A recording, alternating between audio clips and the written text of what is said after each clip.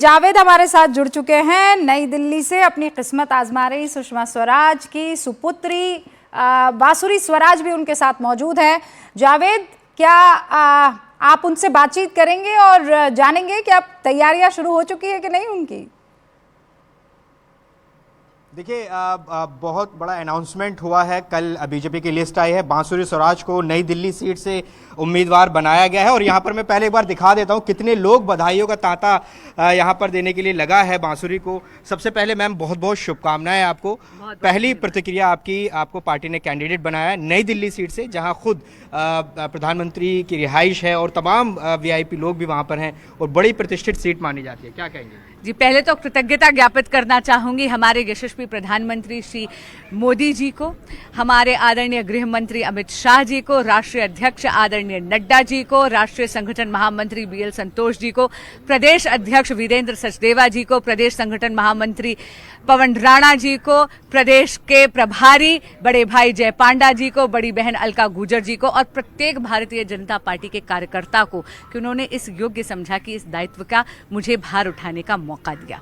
और रही बात वीवीआईपी की, तो मैं आपको बता दूं, मतदाता और भारत का एक एक भारतीय, एक एक इंडियन सिटीजन देवतुल्य है और समान है, कोई वीवीआईपी नहीं है। कब से कैंपेन लॉन्च होगा, क्योंकि अब बहुत ज्यादा वक्त नहीं है, क्या रणनीति रहेगी? और अब इंडिया गठबंधन दूसरी तरफ है, आपके जो अपोजिशन है वहाँ कोई अब आमने सामने की सीधी लड़ाई है। कैंपेन तो लॉन्च हो चुका, हम तो वैसे ही जनता के बीच में हैं, तो इसलिए कैंपेन लॉन्चिंग की कोई फॉर्मल चीज थोड़ी होती है। और रही बात इंडिया अलायंस की, जो आप गठबंधन की बात करें, तो मैं निश्चिंत हूं, क्योंकि देखिए जनता बहुत समझदार है।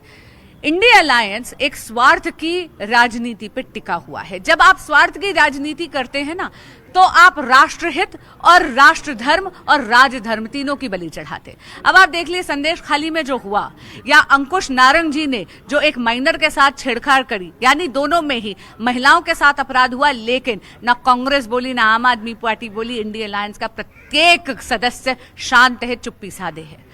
इसी तरह अगर आप देखें, जब सनातन पे अभद्र टिप्पणी हुई तब भी इंडिया अलायंस का प्रत्येक सदस्य शांत था, चुप्पी साधे था। इसलिए मैं कहूंगी कि स्वार्थ की राजनीति के कारण इंडिया अलायंस जर्जर कर भुरभुरा जाएगा। मुझे पता है आपका शेड्यूल पैक है, एक दो सवाल छोटे छोटे और आज इस मौके पर मैम को याद कर रही हैं आप, सुषमा स्वराज मैम, क्या कहना चाहेंगी?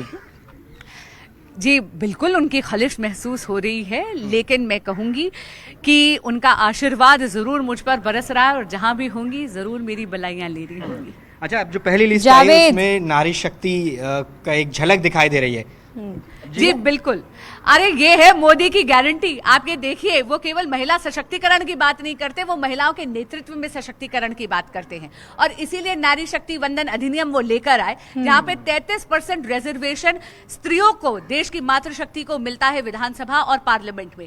लेकिन नारी शक्ति वंदन अधिनियम लागू होने से पहले ही इस बार दिल्ली में उन्होंने एक नहीं बल्कि दो मातृशक्तियों को फील्ड में उतार दिया। रूबिका कुछ पूछना चाह रही हैं, अगर आप कुछ कह रही थी? मैं ये कह रही थी कि आज एक पहली झलक जैसे ही देखी तो ऐसा लगा जैसे छोटी सुषमा स्वराज जो है वो स्क्रीन पर आ गई हैं। ये ज़रूर उन बांसुरी से आप कहिएगा, लेकिन बांसुरी जी से एक सीधा सवाल ये है कि जब उन्हें नई दिल्ली से कैंडिडेट के रूप में उतारा गया है, तो बार बार ये सवाल तो पूछा जाएगा कि क्या इसलिए है कि माँ ने पार्टी के लिए बड़ा काम किया था और उसका एक रिवॉर्ड बेटी को मिल रहा है, या फिर बेटी ने बहुत काम किया उसीलिए ये टिकट उन्हें मिला है? रूबिका का ये सवाल है, वो पूछ रही हैं कि आज जब आपको टिकट मिला है तो ये ज़रूर सवाल पूछा जाएगा कि जो आपकी माताजी ने काम किया, क्या ये उसका रिवॉर्ड है या आपने जो काम किया उसका टिकट मिला? और आप में एक झलक दिख रही है आज जब आप स्क्रीन पर हैं, क्या कहना चाहिए? उनको बहुत विनम्रता से कहूंगी, ये रिवॉर्ड नहीं दायित्व है जी। और हम सब भारतीय जनता पार्टी के जो कार्यकर्ता हैं, हम अनुशासन और आदेश से बंधे हैं। आदेश आया, उसकी पालना पूरी कर्तव्य निष्ठा से करूंगी। एक आखिरी सवाल, ये किसको चैलेंजर मानती हैं और कितना क्या मुद्दे ले जाएंगे आप? आखिरी सवाल। देखिए, मुद्दे तो अगर लोकल उस पे आप जाएं तो देखिए दिल्ली की जनता जो है वो आम आदमी पार्टी के भ्रष्टाचार से बहुत त्रस्त है।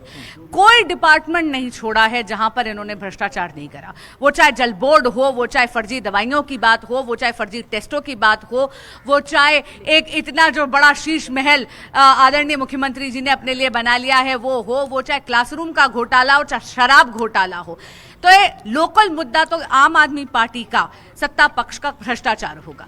और अगर हम ओवरव्यू देखें तो उसमें मोदी जी की गारंटी और विकास की मोदी की गारंटी, हमारा विपक्ष का भ्रष्टाचार मुद्दा यहां पर बांसुरी स्वराज बताती हुई मेरे सहयोगी जावेद को दिखाई दे रही थी, और वो ये कह रही है कि ये रिवॉर्ड नहीं है, ये दायित्व है जिसका निर्वाह मुझे करना है। दुष्यंत साहब, आप कुछ कहना चाह रहे थे और उसके बाद मैं डिबेट दोबारा ओपन कर रही हूँ। नहीं, मैं यही पूछना चाह रहा था कि देखिए, भारतीय जनता पार्टी चाहे तो उत्तर दे सकती है और चाहे तो ना भी दे कि मीनाक्षी लेखी का टिकट किस आधार पे काटा गया।